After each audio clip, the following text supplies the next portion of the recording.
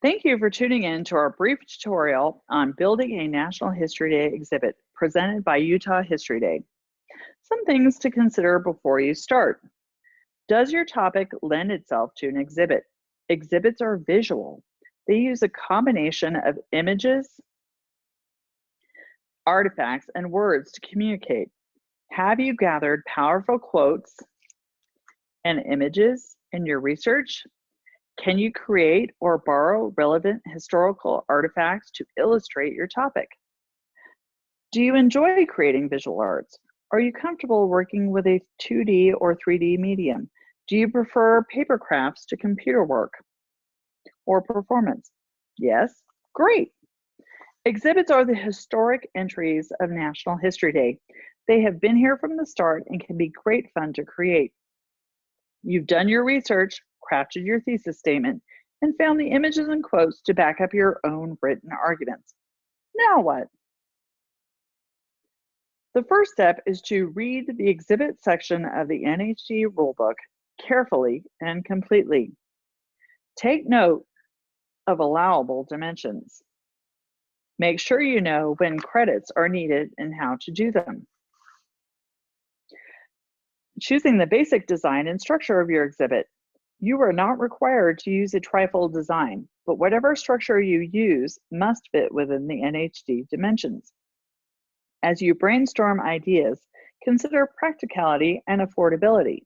Here are just a few options. You can order trifold exhibit boards through the NHD store or the Boxman.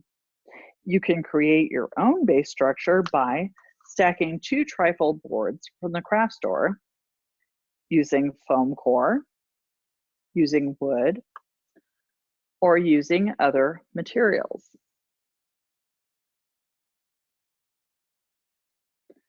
Things to consider when choosing the basic design: creativity.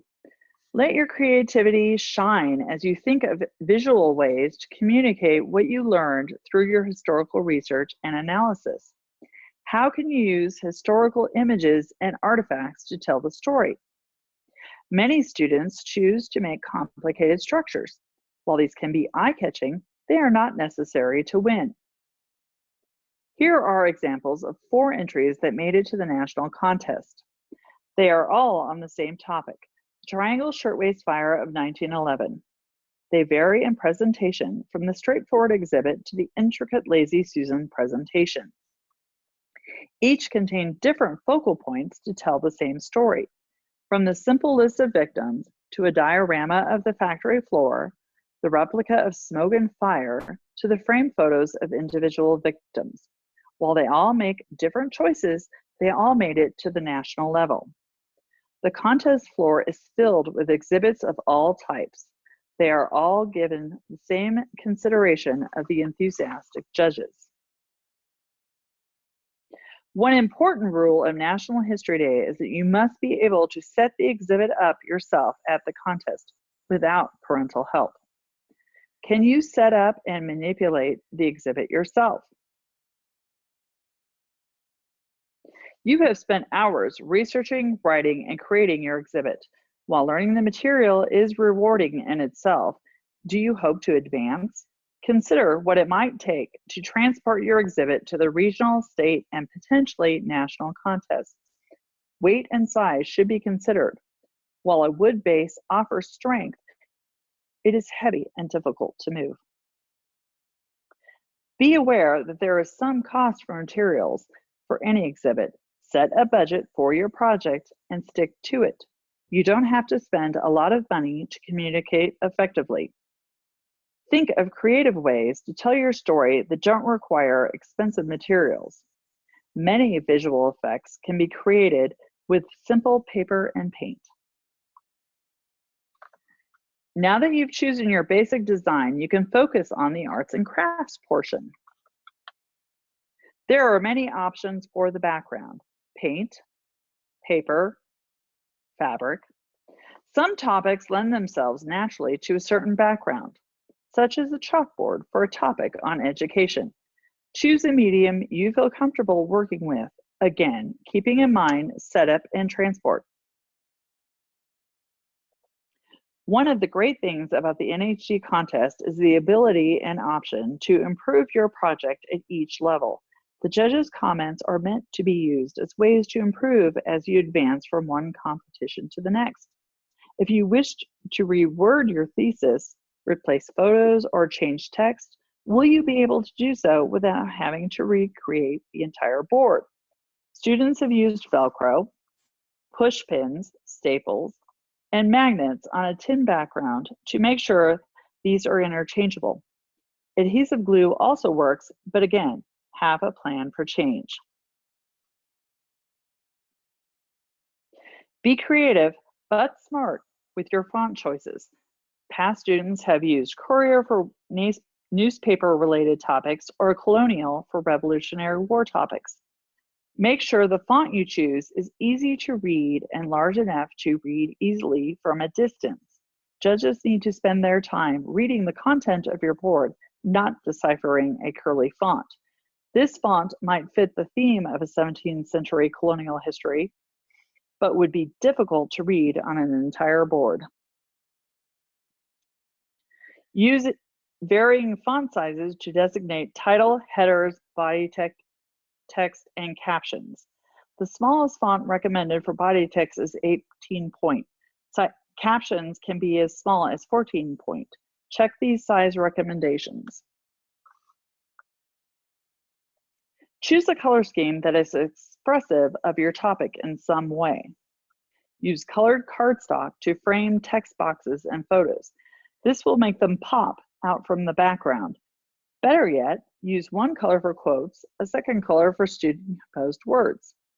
If you have access to a laminator, this will increase the lifespan and durability of your images and text boxes. An NHG exhibit entry is essentially a museum exhibit. Think back to museum exhibits that you found memorable. How were these exhibits laid out? What displays made the most impact? Remember that the judges have a limited time to view your exhibit before interviews begin. Therefore, it is important to have a layout that both immediately catches attention and is easy to follow. The title of your project should be prominently displayed at the center and highest point of your exhibit. The font should be the largest of that on the board. This tells the judges what your entry is all about. The thesis statement is best placed in the center, below the title.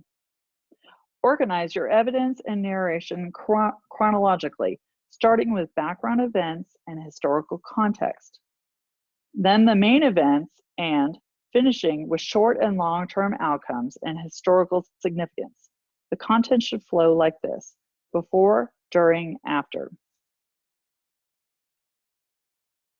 Interspersed throughout your student-composed text will be the quotes and images you feel best describe and support your argument. Choose these carefully.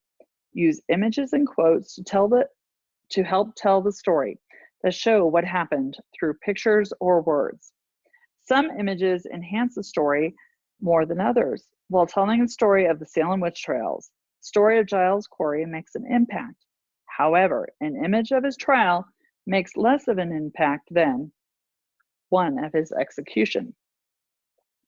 Also, be careful of choosing images that are not what they seem. The same event would also be enhanced with an image of John Proctor, not a photo of a well-known actor playing John Proctor. Likewise, consider if your quotes enhance your project or distract.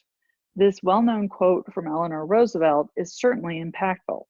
However, if you are creating an exhibit on Eleanor Roosevelt and the United Nations, this one is more appropriate. And always make sure you use quotes from reputable sources. Some frequently asked questions. Do my images need credits? What are student-composed words? What is the word limit? Does that include captions for my images?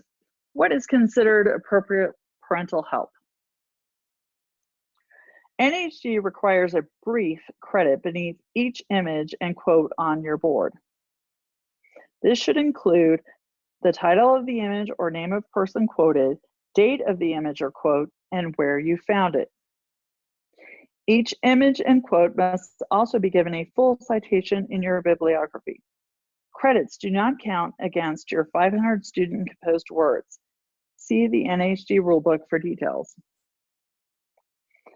A caption interprets or explains the image or quote. A caption is included in your student composed word count. Student composed words are anything you have written yourself, including your title, narrative, headers, and captions. Yes, the word limit must be followed. You need to provide your student composed word count on the title page. Parental help. Parents may drive you to the craft store, take you to the library, proofread for spelling and grammar, and most importantly, help with power tools. Parents should not write the text themselves, take themselves to the library to do your research, construct the exhibit for you. When parents are helping with power tools, you should be present and helpful. This is your project, not theirs. Now you're ready to create your exhibit. Good luck.